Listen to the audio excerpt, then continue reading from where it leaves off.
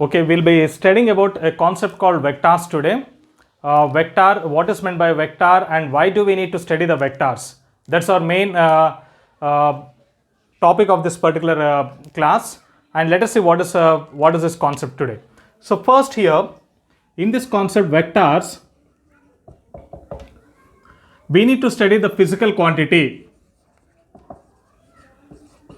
What is meant by physical quantity? Any quantity which is measurable, whichever the quantity is measurable, we call it as an physical quantity. Now here, this physical quantity whichever is measurable is being again classified depending upon a term called measurable. It is classified into two parts. That is, first one is called as an scalar and the second one is called as an vector. The first kind of quantity is called as an scalar quantity,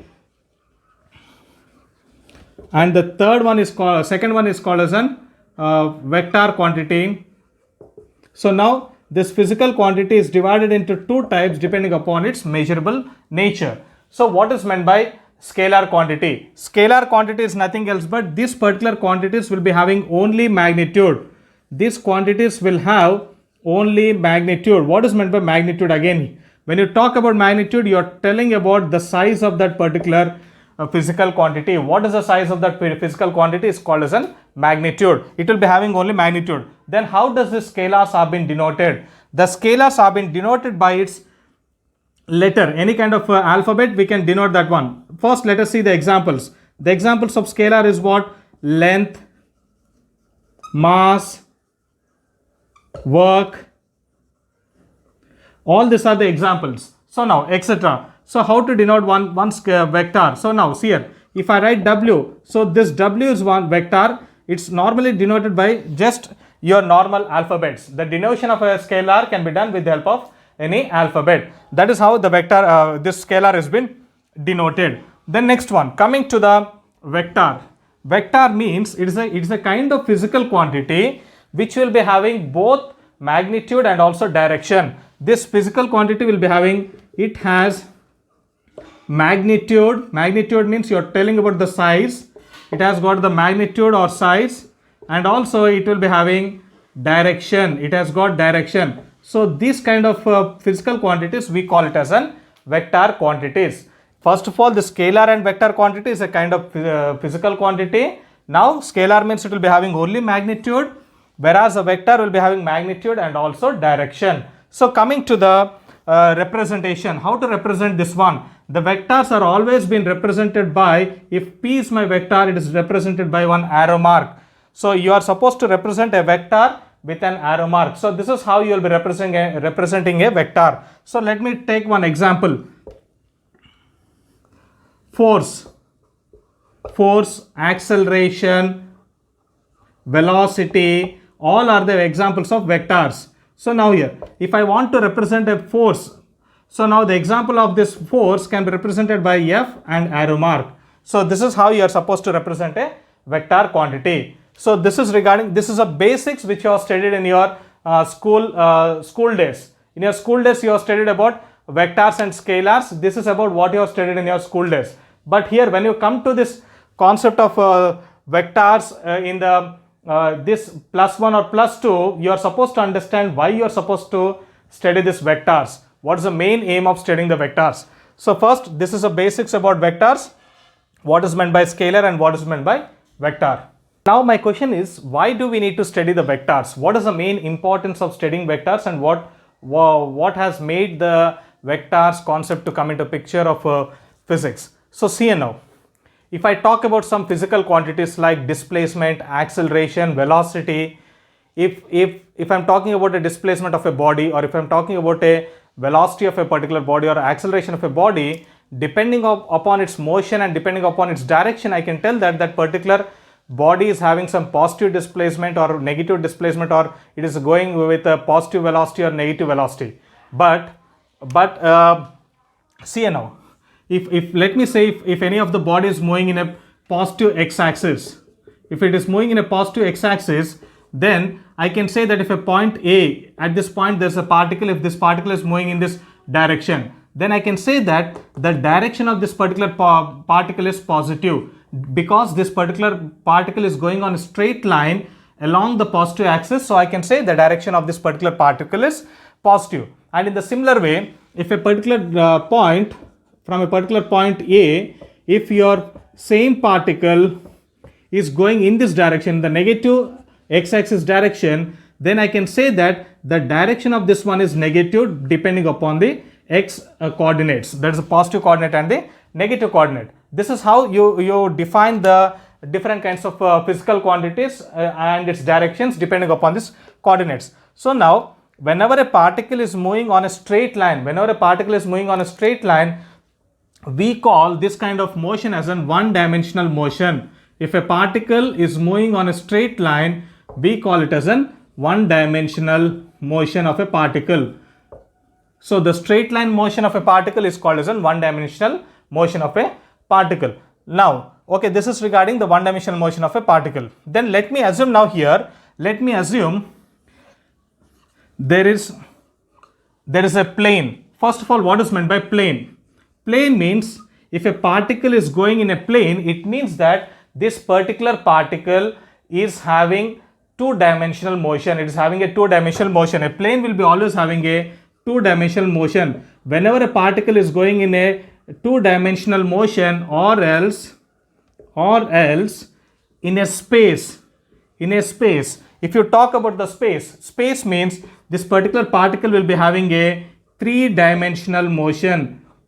So what does this mean? Three-dimensional, two-dimensional motion. So now here, when you study about this two-dimensional and three-dimensional motion, you will be coming across different components. You will be coming across different components, and because of that different components, we cannot tell what could be the direction of that particle. So because of that reason, the vector concept has come into picture. So in order to understand the concept of direction of a particle moving in a plane and space, the vector concept has come into picture. Okay.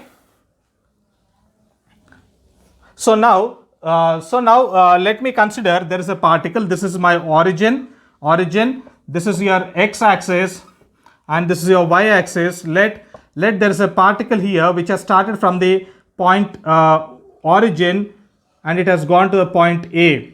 Let my particle has started from origin and it has reached a point A. Then I can say that this particular particle has got a magnitude of, the magnitude of this one is OA. It has got a magnitude of OA. Then what about how to identify the direction? The direction of this particular particle is making some angle with the x-axis. So it is directed towards A by making an angle with an x-axis. That is how you can tell the direction with respect to one particle. Then now let me assume now another case. If this particle has started going from point A to point B. It has started going from point A to point B. Now it has reached from point A to point B. Then here I can tell easily the magnitude is equal to AB. The magnitude equal to AB, and the direction will be, the direction of particle will be directed towards B. So that is how we can tell what is the direction of this particle if it is moving from A to B. See, you can say that this is on a straight line. You can easily tell the direction. But what about this one? The complete magnitude of this one, the complete magnitude of this particle will be OB if you take this origin into consideration. The complete magnitude will be OB. So that is, this is a magnitude. But here we cannot identify the direction of this one because of this two-dimensional or three-dimensional motions, because it has got different components. Like if you are talking about a plane, it will be having XY components. If you are talking about a space, it will be having XYZ components. So because of this different components in this plane, two-dimensional and also in three-dimensional point, we cannot identify the direction. So in order to identify the direction, the concept of vectors has been introduced. The vector is mainly introduced in order to identify the directions of a particular body or a direction of a particular particle moving in two-dimensional or three-dimensional space. Okay, the next concept is representation of vectors.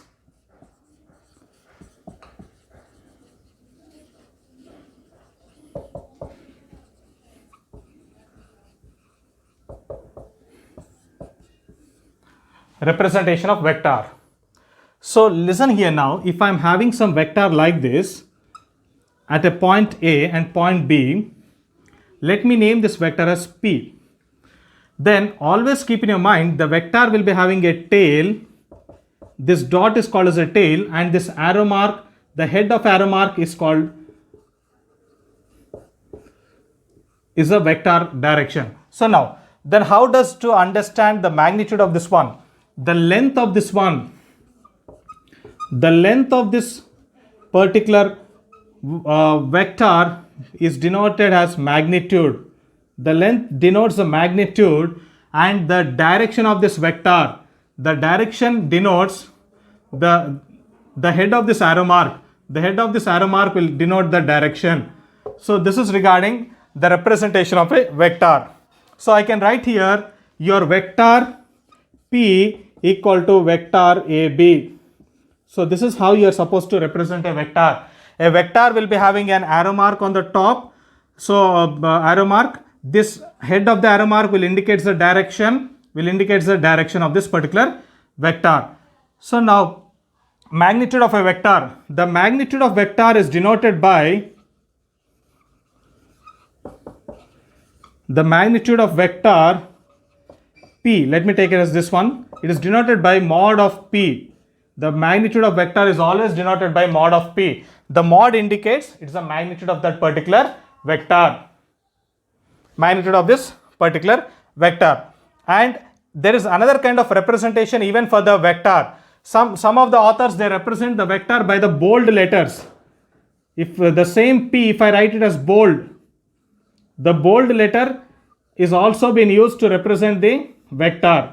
Either you can use the arrow mark upon that particular alphabet or on the particular vector, or else you can use the bold letter. So this is the different kinds of representation for the vector. A vector will be equal to, it will be having an arrow mark on the top, and that arrow mark, the head of the arrow mark will indicate the direction of the vector, and this length indicates the magnitude of the vector. So this is regarding magnitude of vector. So see now, if a particular car is going at 5 meter per second, if a car is going at 5 meter per second, this 5 meter per second is a velocity, and that velocity is one of the vector, and the magnitude of that velocity is 5 meter per second. And how to indicate the direction? If a car is going at 5 meter per second east direction, then this east indicates the direction. East will indicate the direction. So this is how this magnitude indicates 5 meter per second. Force.